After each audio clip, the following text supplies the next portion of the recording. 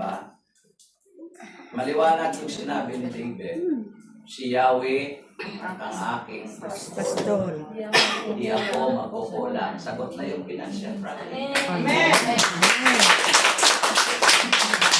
Sana yung salita ng Diyos, ito'y nagpupo sa atin nang sumasagot ng ating problem. No?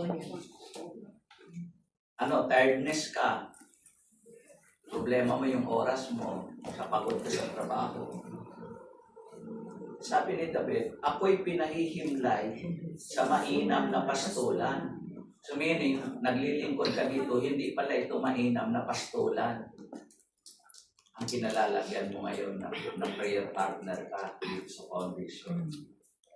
Kasi kung mainam na pastulan to, if you are tired in the work, pagdating mo dito, pahihimlayin ka dito. Amen.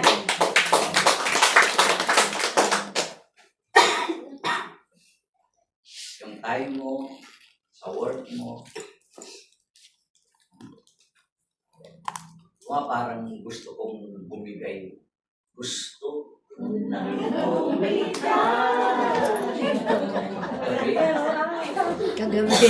Mamasal sa Mr. Beth, wala pa akong topic ngayon. Wala pa akong topic mamaya. Hindi rin makapasok. Pero, sabi ko kay Lord, ikaw na nga ako eh. Yes, Lord. Kung di mo ito tanggalin, alangan naman magpakita ka sa kanila, ikaw ang magturo. O, di ba? Tumalbo. Kamaling. With salabat. Nangihina ka? Dahil natitisod ka. Yung pag natisod ka, nangihina ka. Bakit ka natisod? Sa mga naririnig. Hindi ka kasi nakatingin kay Lord. Kaya Amen.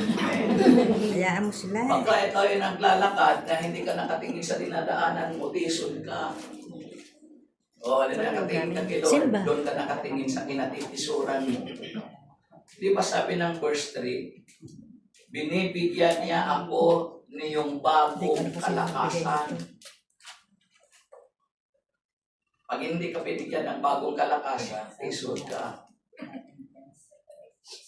At ayon sa pangako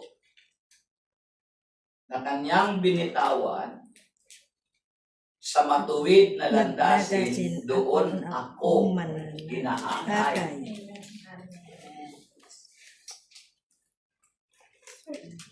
Amen ba? Amen. Kahit na yung daang ito tumatahak sa karimlan, parang nawawala ka na ng pag-asa. Meron yung lazy kasama doon, binasa ko lang receipt, tinatamad na siyang dumalo sa prayer meeting. Sa hindi ko alam kung anong dahilan bakit siya tinatamad. O sige, ilihip nyo lang yun. Sabihin nyo lang. Yumuko ka lang, sabihin mo, ako yun.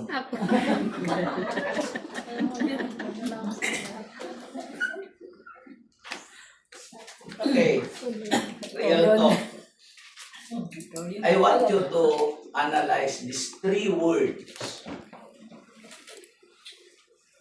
sa English version na binasa natin.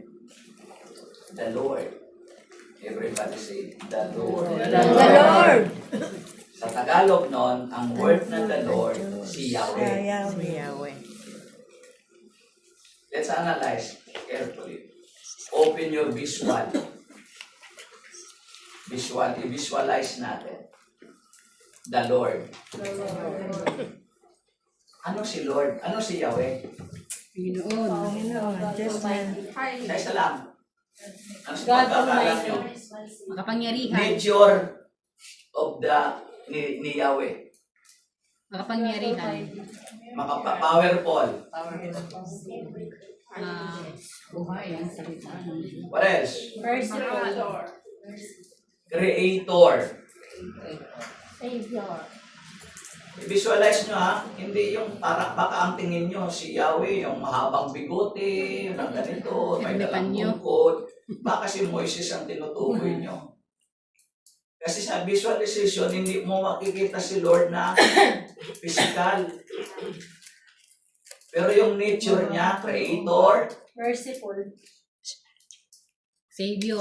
sa creator, kay Yahweh, wala pang address doon na merciful.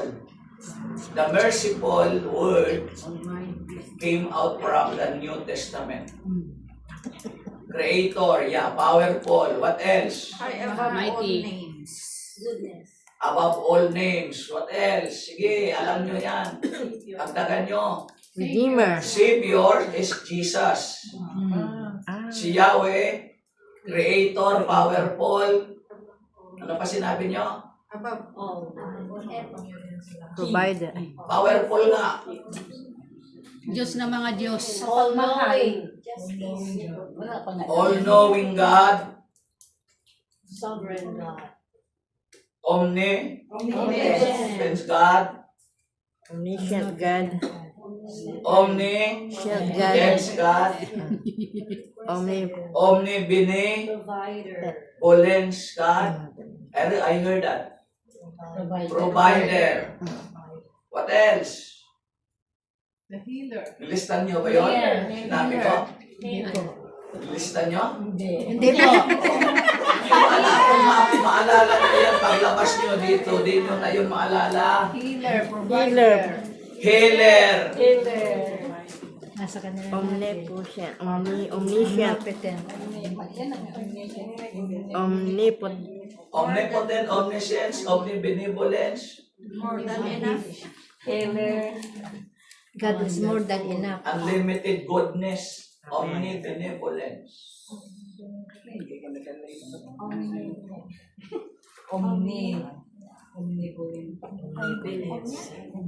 Inipon nyo. Mayroon pa kayong God idadagdag? is holy. Holiness.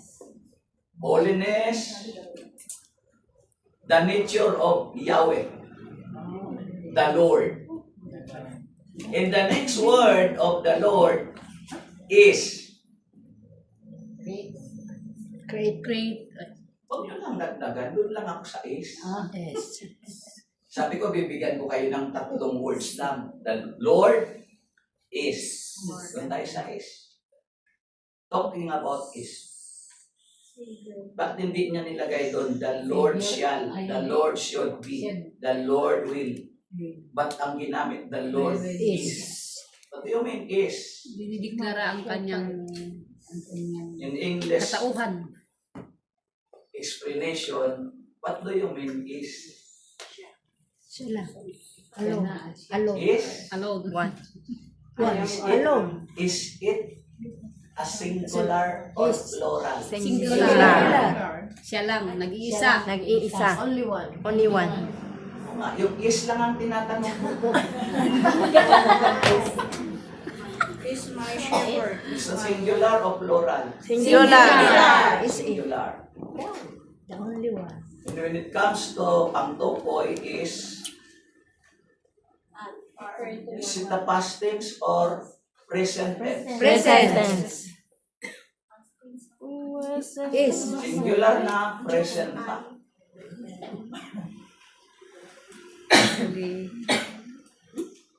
Was. And the next word, my. May My May. shepherd. Sila. May. Sabi ko, may nga lang eh. May. My. Alone. siya lang. Is alone. What do you mean, my? Personal. One person. Personal. Self. Yes. A personal. Me. Is alone. My. Siya lang. Ako ay ang Siya. Pag Siya lang. sinabi mo ba, sister Ed, ng my, sabihin mo my? Kasama ba ako? Hindi. Hindi. Alone na. may Ako lang. Ako ay Ako at ako lang. My life. So yung lahat ng mga pagkukulang mo, mayroon kang Diyos. ano pa ba yun? Amen. Iba? Siya lang. Is my. Hindi Myself. yung mga iba. Omnipotent, omniscient, powerful. Di ba? Mayroon kang Diyos Na ano? Nag-iisa. Makapangyarihan? Holy. Na ano? Holy. Na provider? Healer. Healer? Powerful. Omniscient. Makapangyarihan sa lahat? Almighty. Hindi na kalimutan ko yung Savior kasi si Yahweh na. pinag-uusapan natin. Amen. Savior. Doon lang tayo mag-stick sa nature ng Ama ni Yahweh. No? Healer. So nakita nyo na yung kapangyarihan niya? Friend. Nag-iisa lang siya. Is singular. Wala na pang iba. Wala ka nang ibang hahanapin na Friendly. Diyos pa. Kung sino-sino pang Diyos na hahanapin mo. Dahil nag-iisa lang siya. Singular lang siya. Ang problema mo yung Christian real talk tayo sa oras na ito. Yan ang problema mo. Tandaan mo, hindi siya past tense, hindi siya future tense, is present tense. Amen.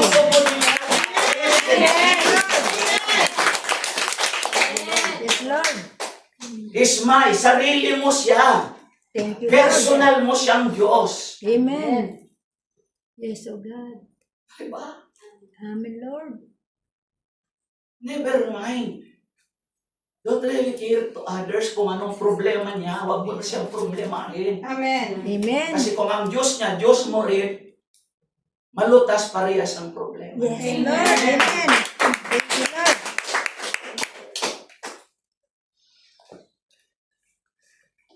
Amen po. Amen. The real talk, binuksan Sister Malo yung problema nila ay they know that. So in fairness, may damdamin si Sister Malo na yun ang nararamdaman mo. May damdamin din ang pangkalahatan. So let us not be personal. Personalize lang natin. Tandaan natin, payong kaibigan, payong representative ng Panginoon. Unlimited. Si Lord na parito, hindi sa ating mga banal, Amen. kundi para hanapin ang mga kasalanan. Hindi tayo pwedeng magpataw ng excommunication. Dahil kung ako magpapataw ng excommunication, baka ako ang unang i-excommunicate. Alihat, abot ko with that. Unlimited God. Abot ko. Unlimited goodness. Yung hindi tayo real talk, yung real talk to the subject. Kung di nyo pa nagawa niya sa time dito, nung nakalipas, hindi nyo na